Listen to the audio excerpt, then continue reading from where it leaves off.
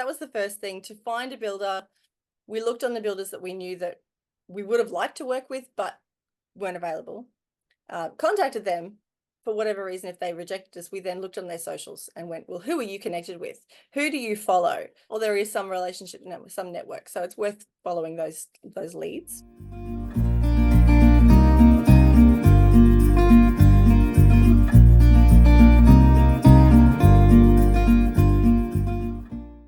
Well, Janet, it's so fantastic to have you back because obviously a lot's changed since the last time we spoke. When we chatted last time, you brought us up to speed on who this project is actually for, why you're creating it, and we went through how you actually got ready and navigated all of the design and the documentation process, and then your experience through that and the lessons that you learned and the incredible wisdom that you could share from that experience. So in this conversation, I want to dive into the construction phase and understanding how you set yourself up really well for the construction phase, and then also how the construction phase has been going, because you are currently only weeks away from being able to move into your finished home, which is so exciting because it's such a long process. So I always get, it's like they're waiting for the impending birth of a baby. I think you said in your email to me, it's like being 38 weeks pregnant. Yes. You just know it's around the corner. It feels like forever, but having been sort of doing this for a long time.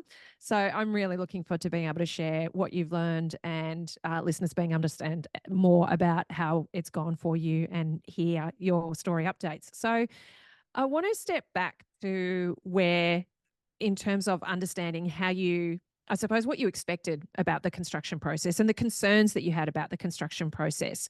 How were you thinking about it? Were you nervous about how it was going to go before you sort of started, even right back, I suppose, when you started your project, how you were thinking about, okay, what do we have to do to get the build phase itself right? Absolutely. Having renovated, I knew that the construction phase went very fast. Once things got started, that was it. It was like a freight train that doesn't stop. Having not done it on such a big scale before, though, that was a little bit daunting. Like at the beginning of the process, there was a lot of it's the great unknown.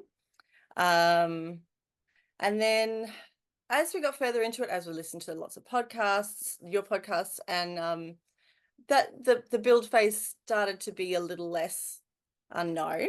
Looking at home method, that was really helpful because we're still in design phase, but we're able to see, this is generally how a build progresses. Okay, that's good to know.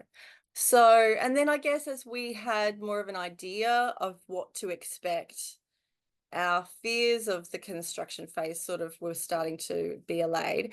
The main concerns were just around, well, will we have major delays? Because we started the process 2021 when all the major delays were really happening, all the price hikes were really happening.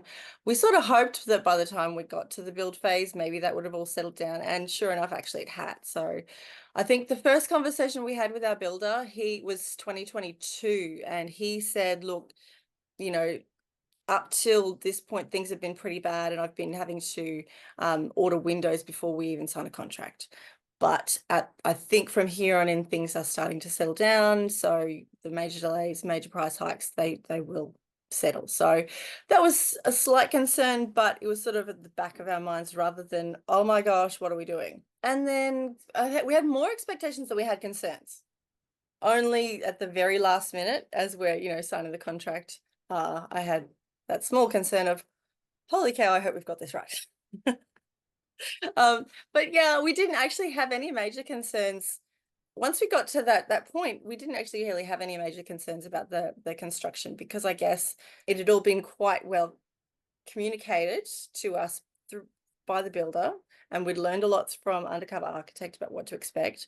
And we knew everybody else's horror stories, but having had a 12-month relationship with our builder, we were not concerned. We went, well, that's them. That's not our builder. He's really great. So we expected things to go smoothly, and we had confidence in our builder, and we expected that it would be quite quick. We expected, because he communicated to us that, oh, look, this floor plan is probably 5 months, start to finish, no delays. So he said, and this was back in 2022, like 12 months before we started constructing, he said, so you're looking at your floor plan, I'm thinking it's 5-month build. I would give you, I'd say it's 8 months but I'll put you on a 12-month contract, but you can expect to be finished within 8 months. True to his word, on the schedule, it said handover week of the 29th. Handover is the week of the 29th of April. Bang on. Yeah. Yeah. We expect it to be streamlined because he had, we'd done all the work but prior. We expected there to be no major decisions. We hoped there'd be no variations. And we expected no major price hikes. And we expected to be guided by Dwayne because that was the relationship that we had up to this point. And we also expected that we'd have access to him and access to the site and access to ask questions and meet whenever we needed to. Yeah. Yeah. And all of those, I want to talk a bit more about how you went Mm, actually sort of choosing Dwayne, because I know you did that, we mm, talked a little bit about that, and you did that quite a while back, because you were involving Dwayne during that pre-construction phase. But mm. all of those expectations, were they actually explicitly communicated by Dwayne through that pre-construction phase, or were they things that you gleaned from being able to have that opportunity to have a relationship with him over a longer period before you signed the contract? How did that expectation management sort of process go for you? I think it was a bit of both. In the way he speaks about his construction phases and the way he speaks about the way he runs his business, it was clear that he's very, on schedule. He has really high expectations of his trades, that he doesn't accept any nonsense or any dramas. He doesn't accept any shoddy workmanship. He was telling us stories of how he's sorry, I wasn't available because I had to get I had this issue that I had to sort out. And, that is really valuable, having those conversations with your builder beforehand, because you can see when it's not you, how he solves problems. And that was really helpful because we then had confidence that, oh, okay, so, little things happen here and there. It doesn't ruffle your feathers. You just get on and you solve the problem this way or that way. And also we could see that his communication style was really open and upfront, because if he's able to speak to us who weren't technically his clients yet, in such a straightforward manner, then surely with his trades and his clients, then he'd be even more straightforward and open and honest, and things would just, flow. I guess he explained his processes, um, sometimes voluntarily, sometimes in relation to questions that we had. Um, and then, yeah, it was a lot of it was incidental as well, through just general conversation. Yeah. And Yeah. email conversation and things like that. Yeah. And did you find, because you mentioned that you were sort of navigating that design phase and then also looking forward in the home method content. We've got obviously the build phase takes you through, with the manager build component of the build phase takes you through all of those phases of construction so that you can understand each step of the way what you should be expecting to see on site. Was that did that kind of change the kinds of conversations that you were having during the design phase because you were investing in that learning experience? Or was it more about it was helping reinforce what he was saying, which then built trust that you were getting the information that you needed and that things were going as they should? How? Yeah, probably more like that, I think. Yeah. Certainly from things we learned in home method that did raise things that we could ask in design meetings. It did make us, I did write notes and go, okay, make sure I raise that with Dwayne, or make sure I raise that with Aaron, or ask this question, or what about this or that, the other. That was really helpful in the design meetings. Yeah, but it just, when they were feeding back things to us, like, good, that's it. I think I mentioned last time that Aaron said he felt like we didn't need, it was nice for us to have undercover architect, but we didn't need it because that was his job to educate us. But they don't know what they don't know what their clients don't know. And some people are better at doing that than others. Some people can be really focused on the task and really focused on the job and just get absorbed into that, so that they can't think outside of, I know this, oh, but you don't know that. Other people in our journey, we've noticed, are quite good at knowing the job at hand, but actually can remove themselves from that, hear where the other person's coming from and go, actually, I'm not sure what you know. So are you aware of this issue, this issue? And if so, fantastic. I'm not trying to push you, but just be aware that these are things that might impact your desired outcome.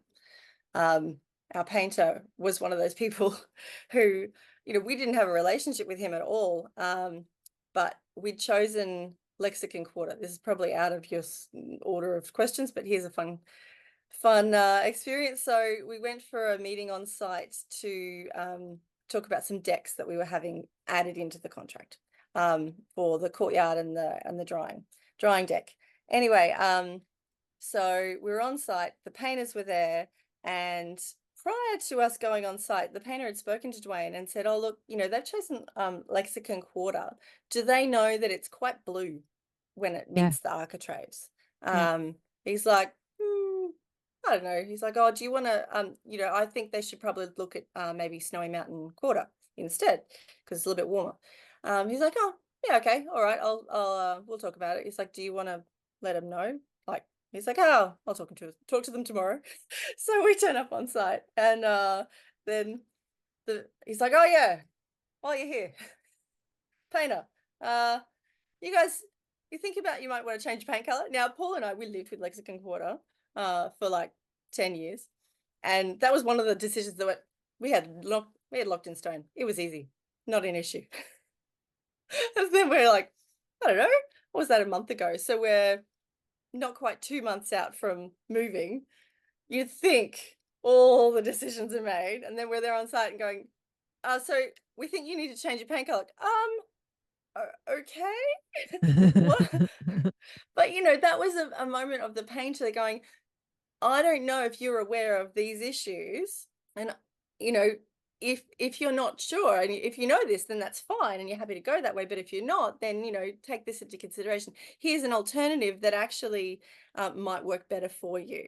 And I just really appreciate that Dwayne's professionals, he allows them that scope to be professional. He allows them, and he values his professionals so much that they have that really positive relationship with each other, and then that flows onto the client as well, so that everyone feels like they can have some input and give their professional opinion. And yeah, that was really valuable because the color looks amazing. It's really good. I would And so you changed it, probably did not you, have to the chosen it. Yeah, we the do. snow Yeah, mountain? Yeah. yeah, although Yeah. after saying okay, I went home and then looked at different things, like if I had have known that paint was up on then maybe I could have decided something else, but no, it's fine. Honestly, it's fine. No.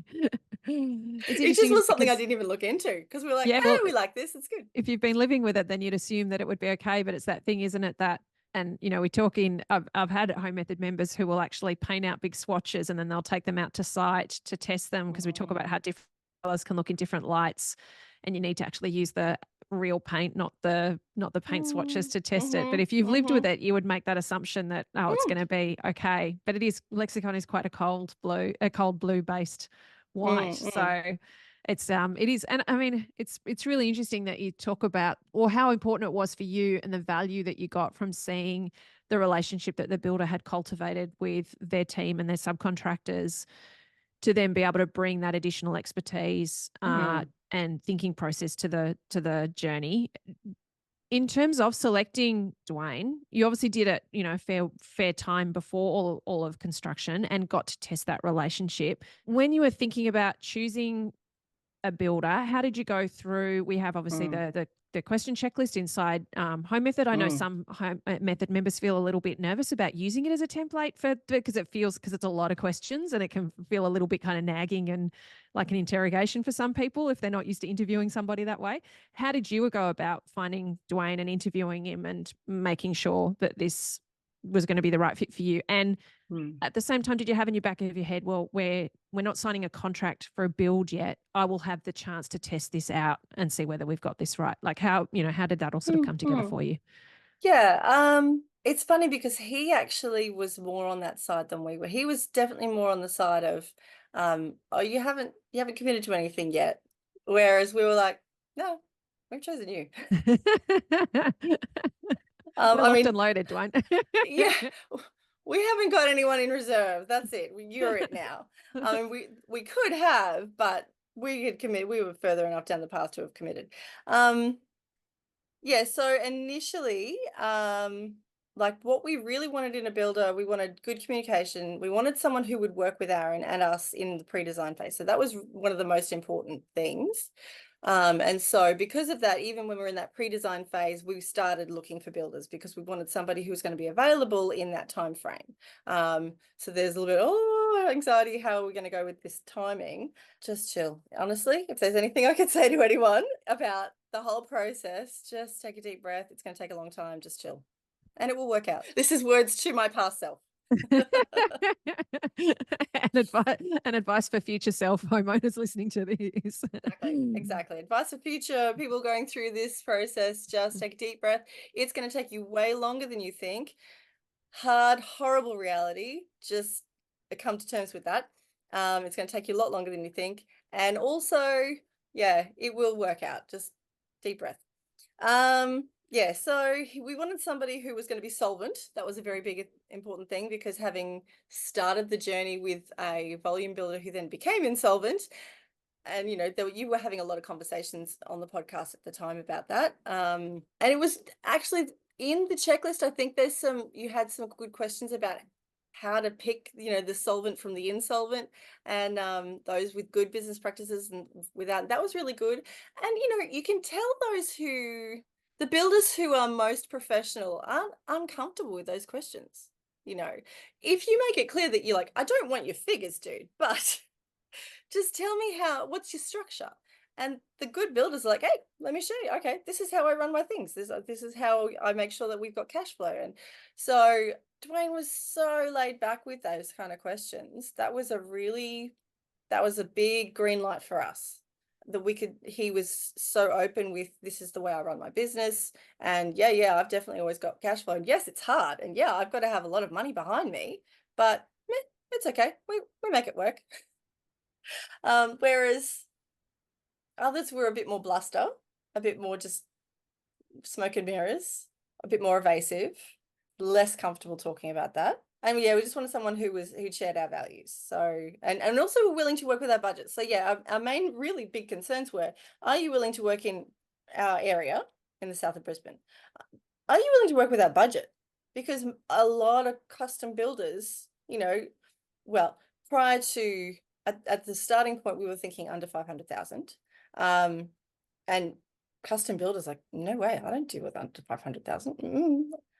Or we'd say, hey, this is our time frame. And they went, oh, that's lovely. Sorry, too busy. You can book us for 2025. Yeah, so I think even some said 2024. We're like, oh, no, we're totally starting before 2024. Well, we did, just. Yeah, so that was the first thing, to find a builder. We looked on the builders that we knew that we would have liked to work with, but weren't available. Contacted them.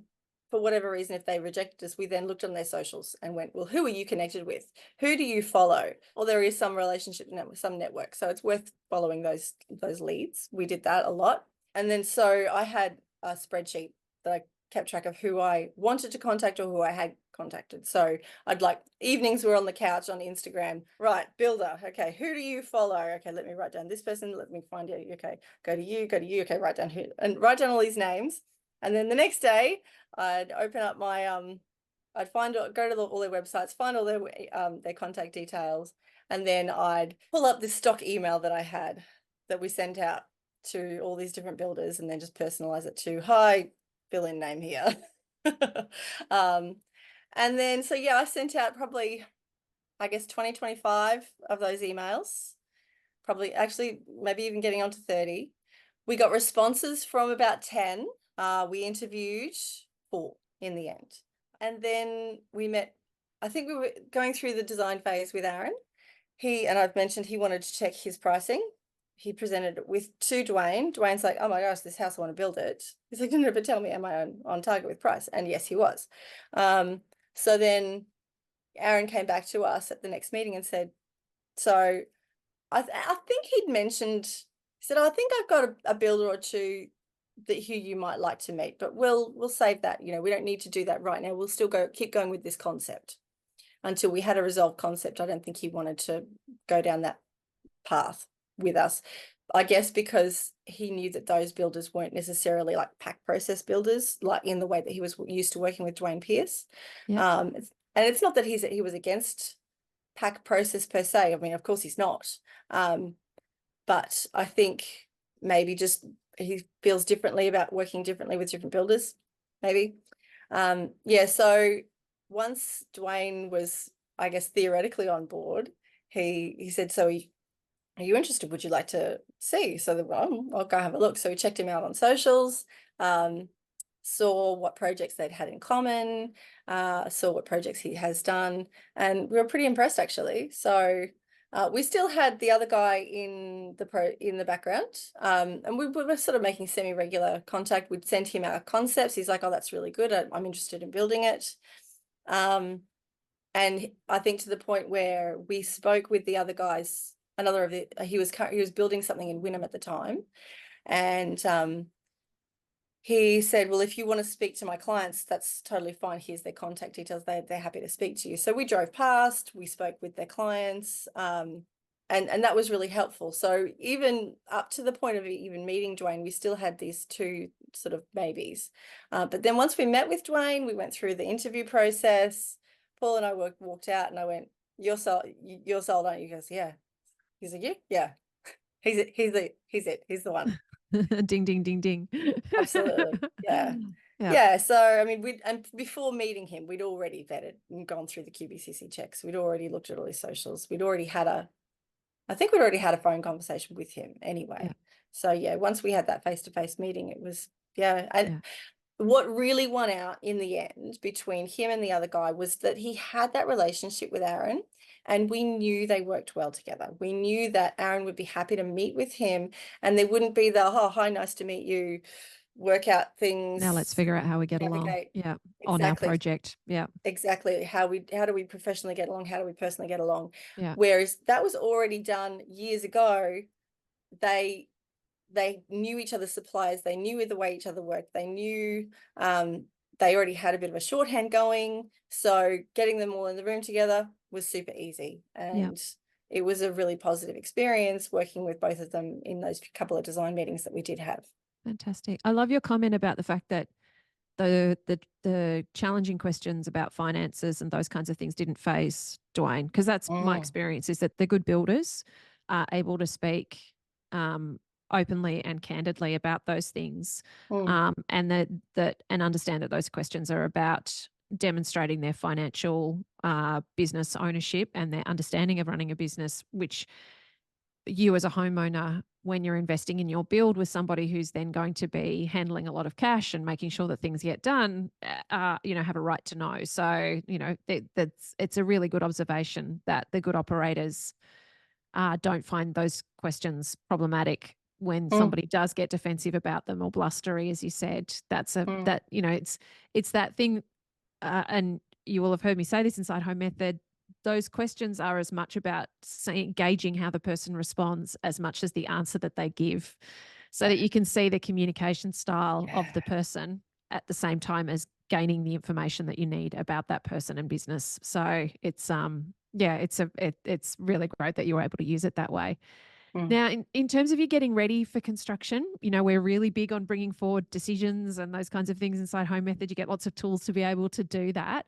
How did you find that process of getting ready for construction? And obviously having Dwayne involved during pre-construction would have been helpful in that regard.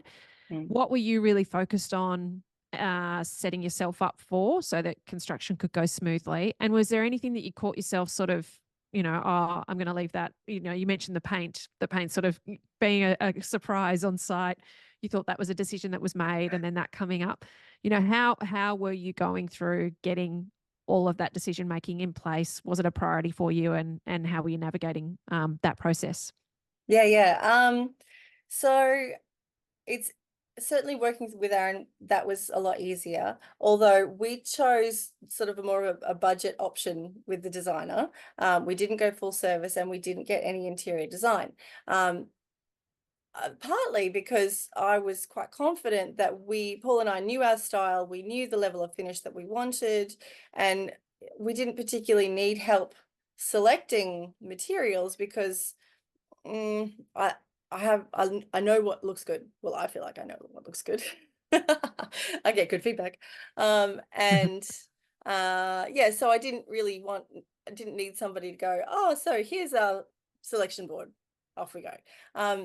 What would have been helpful in streamlining the process is if Aaron or Dwayne had have gone, here you go, before I tender, here's a list of selections, go do. Here's your price guide, off you go. If we had have had a, here's your list of selections, here's your price guide, here's your suppliers that I like to deal with. I mean, they were so helpful in that Aaron's like, well, you know, it's custom, you can go anywhere.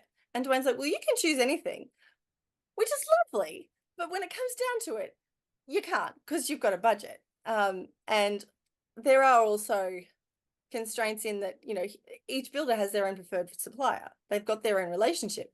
And so, like, for example, we did go and choose a flooring prior to contract, prior to tender.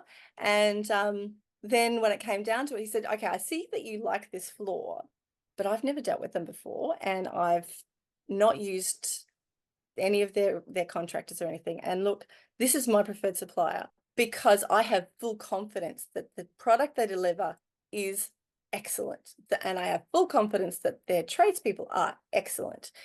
I would like to use that one. It's going to cost more. It's up to you. I'll use your people if you want, but it's not my preference.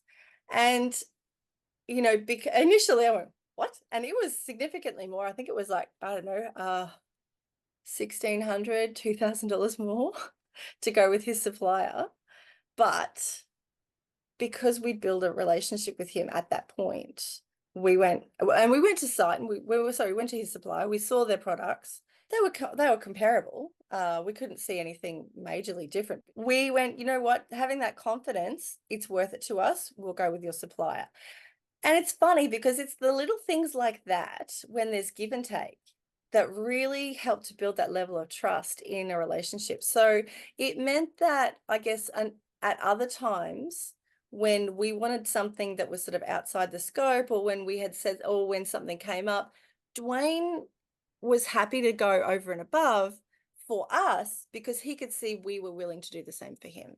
And when we explained, he's like, so are you sure? I think, you know, we'd said, no, we'll go with your supplier. And then later on in conversations, you know, down the track, a month, 2 months later, he said, this is a lot more expensive. Are you sure you want to go that way? We said, yes, because you trust him. And so we'll go with your supplier. I think that resonated with him. I think it hit a chord with him. You know, building, it's an intensely personal process, as you say. It's a business, but then it's also not. So selections, yeah, most of them we made beforehand, but a lot of them we made after tender. So that slowed the process down a lot. Yeah. And why did it happen in that order? Because I had no idea what we were doing. And because we didn't have the interior designer. And because, yeah, we kind of felt a little bit like a bit paralyzed or a bit stuck because prior to tender, we didn't know, well, who do we go to? And we'd raised it with Aaron and we'd raised it with Dwayne. So when do we sort of choose stuff? He's like, oh, whenever you like. I guess, yeah. So because it was too open, it left us stuck and paralyzed. Having a bit more guidance, having, you know, would have been really helpful at that point. Oh, here's what I want you to choose for tender. That would have been really good. But, you know, he's used to working with a really big range of people. And at that point, you know, it was still a fairly new relationship. And so he wasn't about to go and tell us what to do, I suppose. So he was willing to just be guided by Aaron and what was already spec'd on the tender, and to just, you know, use that as a guide. And at one point, like in the documentation that we were giving for tender, it had air conditioning, like ducted air conditioning written. I said to Aaron, it's got aircon in here. We don't actually want any aircon at all. He's like, no, it's okay, it's okay. Because, you know, that just gives an indication of the level of finish that we want. Really? Are you sure? No, it's all good. Okay. Because what can you do but be guided? I think to do it again, I would have pushed back and said, no, take it out. Because we don't want aircon. And it's a waste of time for our builder. It's a waste of time for us. Yeah. You know, it's a waste of time for that pricing. We don't want that.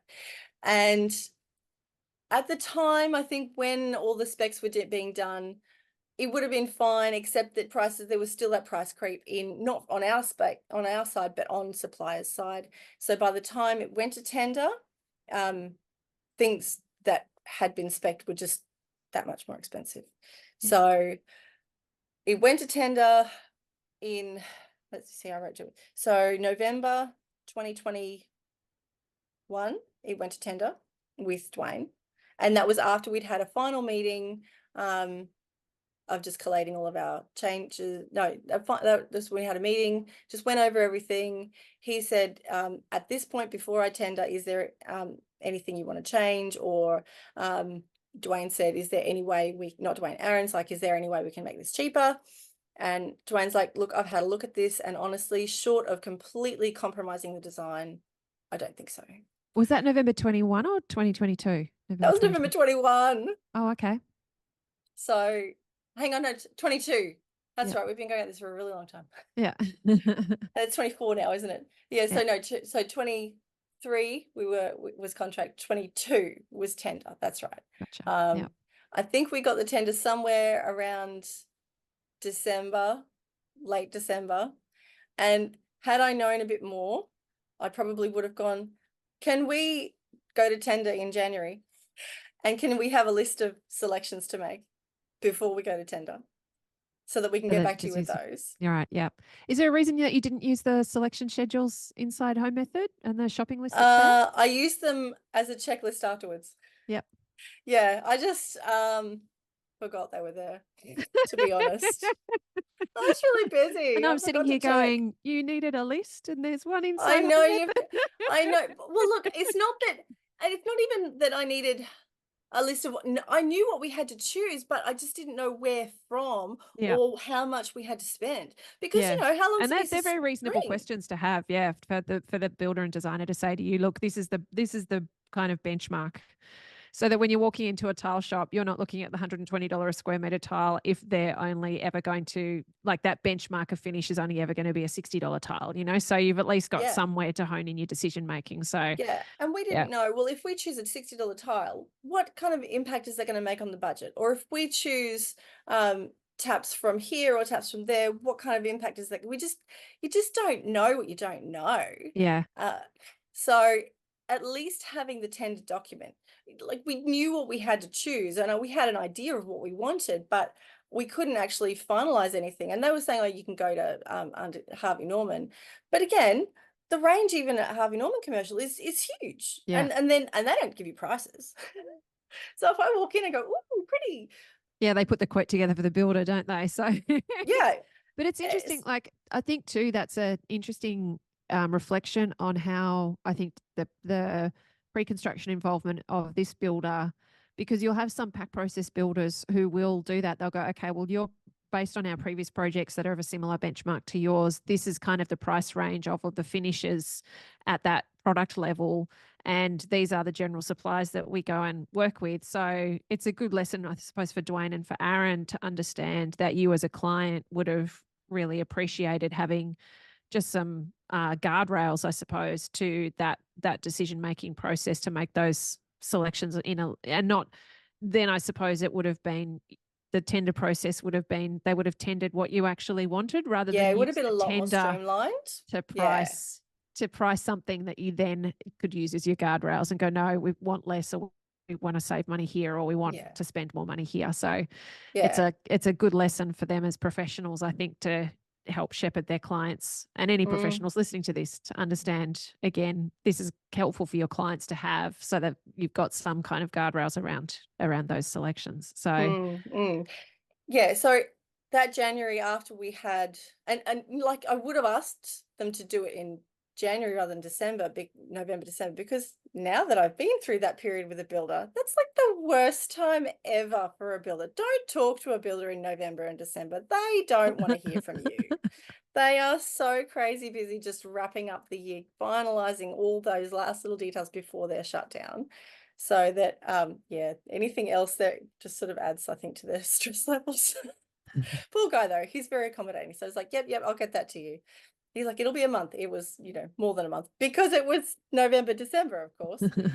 anyway, so yeah, we used that January to go around to all the suppliers. We went to his stone supplier. We went and made an appointment, spoke with Bradnam's, and I guess they found it a little unusual, but man, it was helpful.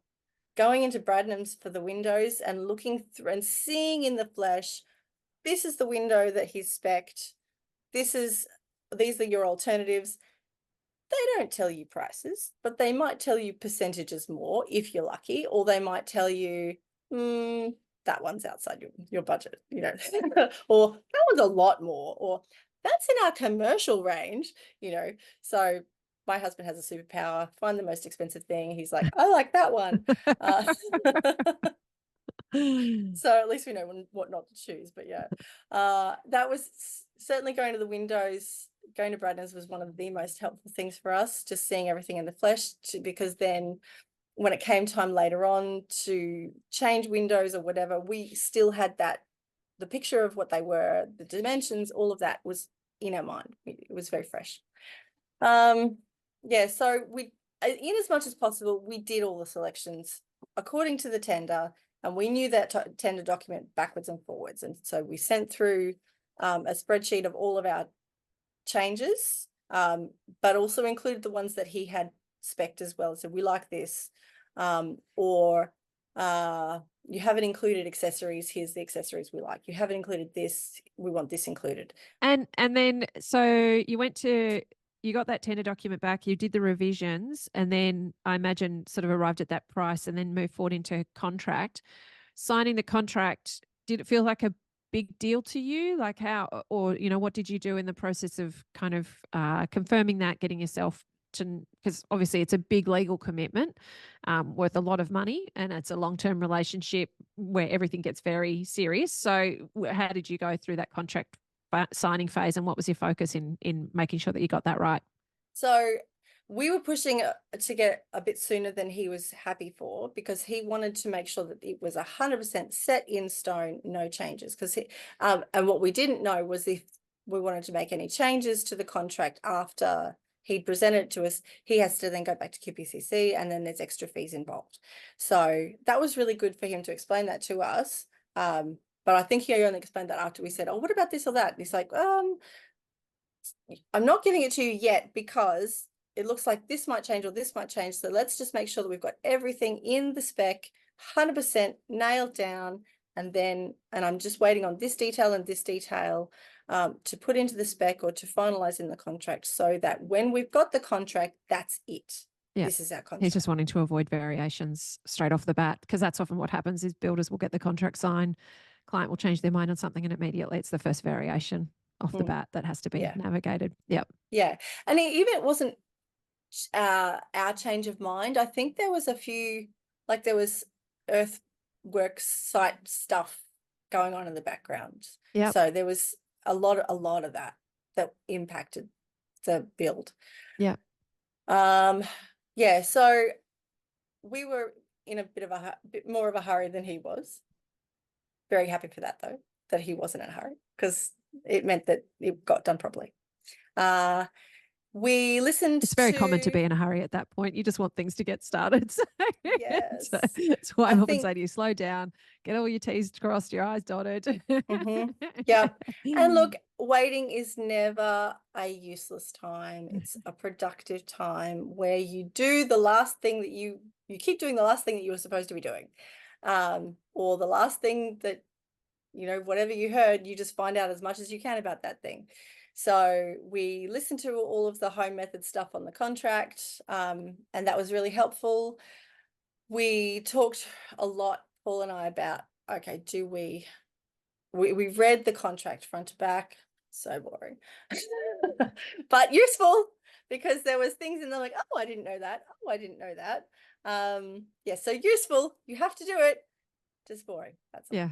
Very dry, but useful. It's all in there. Yeah. And just making sure that the spec as a part of the contract, that we knew that backwards, that it was very familiar document, that everything in the plan set was really familiar, because that formed part of the contract documents.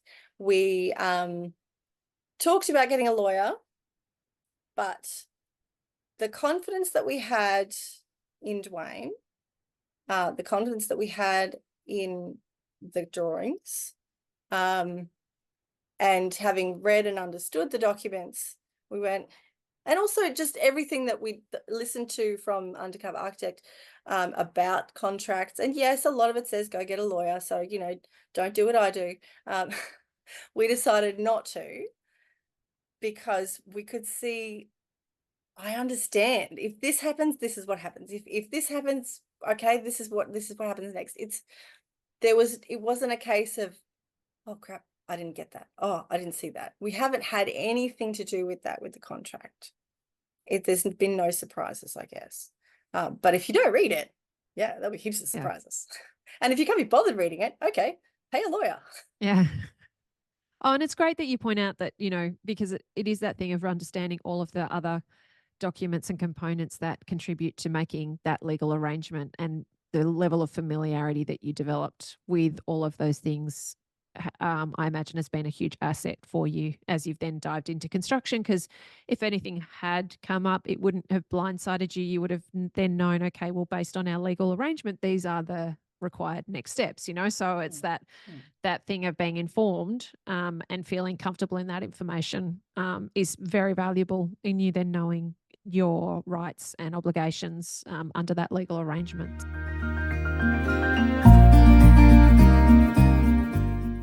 Oh my gosh, the amount of decisions we've had to make. It really did take us by surprise. You think, we've made all our selections. It's totally fine. There's nothing to decide. Oh my gosh, that's so wrong. There is so many moving parts on a build. There's no way you can possibly decide everything. And then even if it is really well drawn up in your plans, there's still things that a good builder will check in with you on. Hey, on the drawings, it's done this way. Do you really want it done that way? Or is that just representational?